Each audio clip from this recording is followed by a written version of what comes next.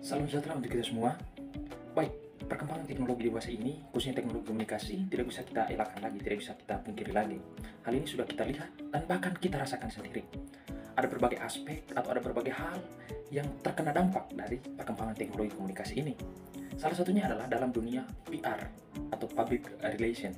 Jadi, dengan perkembangan teknologi dewasa ini, khususnya teknologi komunikasi, public relation menangkap peluang tersebut. Mereka melakukan inovasi dalam proses mempublikasikan informasi terkait perusahaan mereka. Baik, hal itu dapat kita lihat bagaimana PR dewasa ini sudah memanfaatkan media digital dalam mempublikasikan informasi terkait perusahaan mereka. Baik, mereka banyak memanfaatkan teknologi komunikasi, antara lain website. Mereka gunakan website, sudah itu media sosial, Facebook, ada Instagram, TikTok, Twitter, dan lain sebagainya. Bahkan saking derasnya perkembangan teknologi komunikasi dewasa ini, banyak perusahaan-perusahaan besar yang memanfaatkan artificial intelligence atau AI dalam mendapatkan citra positif dari khalayak luas. Baik, namun ibarat sebuah koin yang memiliki dua mata sisi berbeda. Dengan memanfaatkan atau dengan menangkap peluang dari perkembangan teknologi dewasa ini, ada sisi negatif dari penerapan digital PR itu sendiri. Bagaimana media-media yang berbasiskan internet atau jaringan internet digunakan oleh public relation atau PR itu sendiri. Ada berbagai kasus yang terjadi dalam konteks digital PR yang diterapkan dalam sebuah perusahaan. Nah, di sini saya akan mengangkat sebuah kasus yang cukup menarik dan mungkin banyak orang yang belum tahu. Kasus itu akan saya jelaskan sebagai berikut. Kasus yang dihadapi oleh PT Eiger atau PT Eigerindo Multiproduk Industri ini itu terjadi pada tahun 2021. Baik, kasus ini bermula ketika seorang content creator atau YouTuber yang memiliki akun bernama Dunia Dian itu berusaha untuk mereview produk yang dihasilkan oleh PT Eiger ini sendiri. Produk yang direview oleh YouTuber ini adalah berupa kacamata.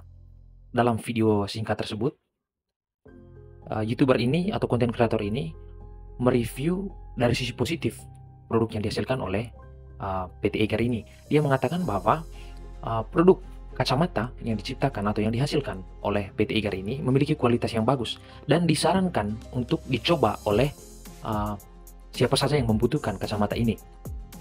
Namun setelah video ini dipublikasi, nampaknya PT Eiger ini sendiri tidak menerima video review dari seorang content creator yang bernama Dunia Dian ini. Dalam hal tersebut, PT Eigerindo atau PT Eiger sendiri itu melayangkan surat keberatan terkait dengan video review produk yang diciptakan oleh PT Eiger. Dalam surat keberatan itu terdapat 3 hal yang menjadi keberatan dari PT Eiger. Yang pertama, soal kualitas video review produk yang kurang bagus dari YouTuber tersebut. Yang kedua, adanya suara di luar video utama yang dapat mengganggu atau menjadi noise sehingga informasi tidak jelas bagi konsumen. Dan yang terakhir, soal settingan lokasi yang kurang cocok atau kurang proper bagi pengambilan video. Jadi surat keberatan tersebut itu dilayangkan oleh PT Eiger ini sendiri melalui email dari PT ini sendiri dan ditujukan kepada content creator yang bernama Dunia Dian ini. Seiring berjalannya waktu atau beberapa saat kemudian setelah content creator ini menerima surat keberatan tersebut, dia pun mengunggah surat keberatan yang disampaikan oleh PT Eiger ini sendiri terkait dengan 3 tuntutan itu di Twitternya konten creator ini atau Dunia Dian. Lalu para netizen Indonesia itu banyak mengomentari dan mereka atau warganet Indonesia justru tidak menyukai sikap dari PT Eiger itu sendiri. Banyak banyak komentar yang bernada negatif yang diucapkan kepada PT Eiger. Hal ini tentu didasari pada seorang konten creator ini yang bernama Dunia Dian ini itu bukan menjadi influencer atau produk yang di-review oleh ini Dunia Dian ini di-endorse oleh PT Eiger ini. Jadi pertanyaannya kenapa PT Eiger ini sendiri menyampaikan keberatan mereka? Dan hal tersebut itu sangat merusak citra dari perusahaan. Dan bisa dikatakan bahwa ini merupakan sebuah pelanggaran etika dalam konteks berbisnis. Di sini juga bagaimana perusahaan atau PT Iger ini tidak menghormati hak dari konsumen ya, hak dari konsumen dalam hal ini mereview produk yang diciptakan oleh PT Iger ini sendiri.